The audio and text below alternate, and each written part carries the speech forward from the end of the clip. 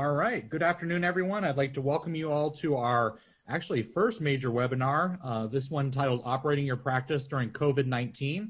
I'd like to welcome our hosts, Keith Carlson, Esquire, and Jahan Jayakumar, Esquire of Carlson and Jayakumar LLP. Just a couple of quick notices before we get started here. My name is Nicholas Bertzel. I am the Executive Director of OPSC. I will be moderating today's webinar. For questions, we've split this webinar up into 4 sections. We will do a brief 5-minute Q&A after each section. We ask that participants use the chat feature of Zoom here to ask a question, and once the section is concluded, I will actually read the questions off and let our panelists answer any questions you have. If we run out of time during each section and have some extra time at the very end, we will do a brief Q&A section to catch up on any questions we may have missed at the very end. And with that, I'd like to hand it off to our hosts, Keith Carlson. Again, Keith Carlson, Esquire, with Carlson and Jayakumar.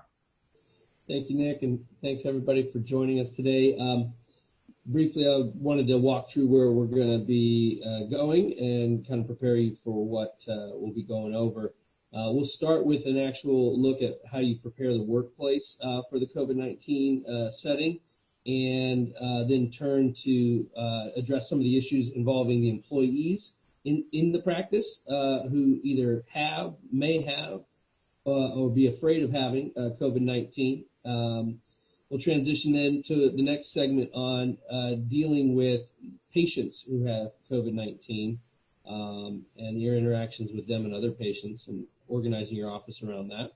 And then finally, what we might be looking forward to in the coming months, the prediction section, which will be always challenging because it keeps changing a bit, but we'll do a little bit of projection in terms of going forward.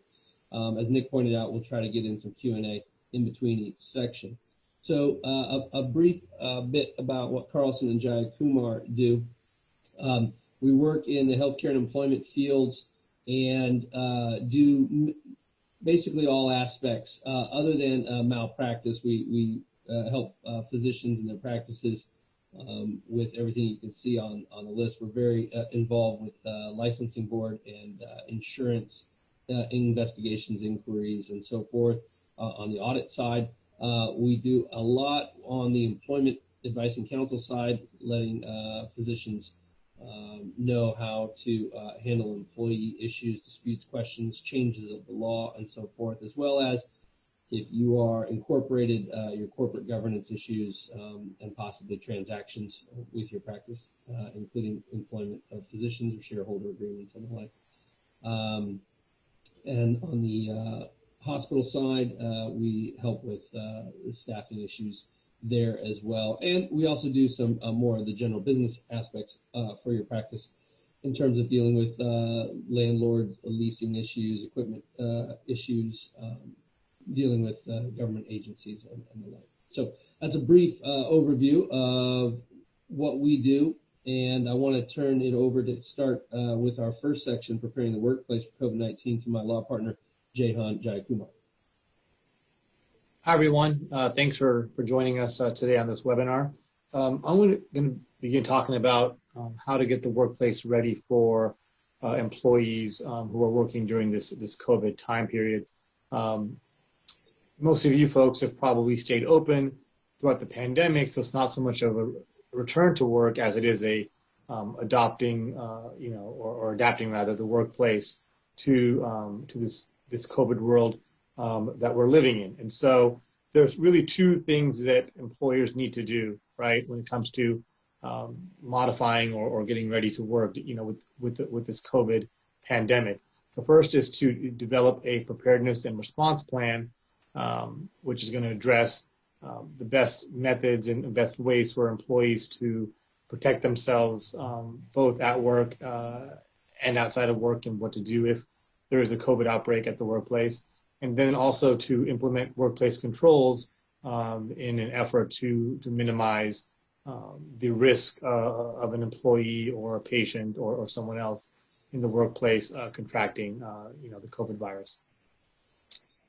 So when it comes to the preparedness and response plan, there's a couple of factors that employers should consider when developing the plan. Importantly, and probably most importantly in a medical or a type practice, is going to be the sources of exposure to COVID-19 in the workplace. So those sources could be patients, it could be vendors who are visiting the workplace, it could be other folks who come by, and also dealing with patients either who have COVID or who may have COVID, and how to isolate those folks when they come to the office. There's also then the risk factors for your employees outside of the workplace, whether it's in the home or whether it's in the community. So, for example, if we have employees who have to take mass transit to the workplace, are they going to be more susceptible to contracting COVID on their commute than someone who drives themselves in their own private vehicle, right? So there's things in the community that could make our folks more susceptible or more at risk for COVID. And then in turn, those folks are going to put their coworkers and us as owners at risk as well. Then there's the individual workers and their risk factors. So for example, I think it's fairly well established that older workers or older individuals are more susceptible to COVID and are going to have a tougher time dealing with COVID. Although certainly we've seen younger folks contracted at a higher rate recently. Early on, we were more worried about the older folks in our communities. Then also folks with medical conditions that make them more susceptible to COVID. You guys know what those are much better than I do, obviously, since you're the doctors. But we do have folks that we worry about because they either have a compromised immune system or some other condition that makes them more at risk for COVID. And then we have to figure out what do we do with those people. And then finally, we have to figure out what controls we should put into place to address those risks in the workplace, right? So things that we could do would be things like, screening staff before they come into work, temperature checks, having staff certify that they don't have any symptoms each day they show up to work, right? Now, these aren't foolproof, but these are certainly going to help us possibly identify folks, and also to help staff identify them, within themselves, risks that they may have or conditions that they may have that would put their fellow workers at risk. Obviously, a big issue today, and since day one really, has been PPE. Do the workers have adequate PPE in the workplace? Do we have enough face masks, face shields, gloves, whatever you as doctors deem to be the most appropriate PPE for your particular workplace? And frankly, that could differ on the type of practice and the type of patients you may be encountering. Then, of course, social distancing. A lot of our clients are asking their patients to stay in the car until they are called or texted by the office to come up to the office for their visit. So we keep the waiting room relatively empty. Some practices are having areas for COVID patients or possible COVID patients and areas for non-COVID patients, so that we're minimizing the chances of mixing the two, and hopefully reducing the chances of having one patient infect another. Obviously, cleaning and disinfecting, that's hugely important. Our clients are doing everything they can to provide the most, the cleanest and most safe workplace they possibly can for their patients and their employees. And so they're cleaning down the doorknobs, the computers, the counters on a pretty frequent basis. One big issue, more so in the hospital setting than maybe in the office setting, is going to be keeping staff or having staff mixed between treating COVID patients and treating non-COVID patients, right? Again, we don't want our staff to be the ones that transmit COVID from one patient to another. Now, of course, when it comes to COVID, there's not a lot of research behind this disease. And so a lot of this is based on best practices and advice of infectious disease doctors and CDC and so on. But our general advice to clients is, hey, better to be safe than sorry. And so let's go above and beyond to again, just minimize the possible risk to our patients. And then finally, there's going to be OSHA and CDC guidelines. both Cal OSHA and then the Center for Disease Control are putting out guidelines and notices seemingly daily or weekly, as to what employers and people in the community should be doing. So important to have someone stay abreast of those and keep up to date and implement the most recent guidelines that have been offered.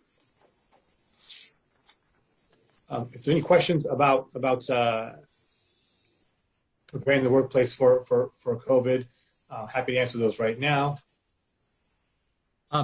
One question I got via text is any specific determinations, if you had mentioned staff or patients who may be in what would be considered danger categories. Is there a special consideration that should be given to be dealing with those staff or those patients? We'll deal with staff,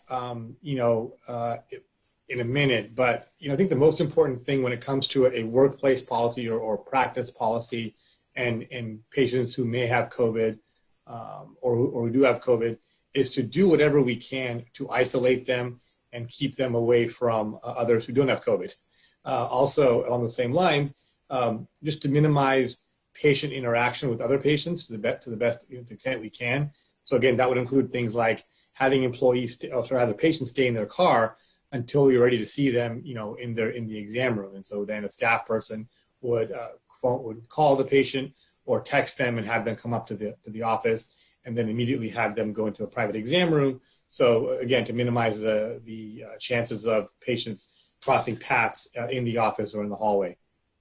Yeah, and I'll be discussing some of the patient-related issues, but I guess the overarching thing to keep in mind for both your employees with underlying issues as well as patients who may have it is that while some of the regulations and laws have changed, not all of them have. And when it comes to the labor laws in California and at the federal level, nothing has changed really that would make it easier for the employer to do something that could later be seen as discrimination. And obviously the medical condition being the issue of discrimination we're worried about here. Similarly, patient abandonment issues have not changed. So we'll cover that in a little bit more detail later. We are going to be talking about some of the relaxation on regulations and laws when it comes to telemedicine and the like, but not really when it comes to the labor laws in California. So you got to be mindful of that, as Jehan will talk about in a little bit. And then one more question I received. Are there any resources online or perhaps a best practices document that can be accessed that would help a physician implement a preparedness and response plan, or anything else you guys recommend as a resource to review? OSHA has a pretty good, I think it's Cal OSHA has a pretty good brochure online for how to implement a plan. That's kind of what we've been recommending to our clients as kind of the best resource for that. Great, and those are all the questions I have for this section. Yeah, let me just add that if anyone has a question or wants a link to the OSHA guidelines, feel free to call or email us, and we're happy to send it over to you.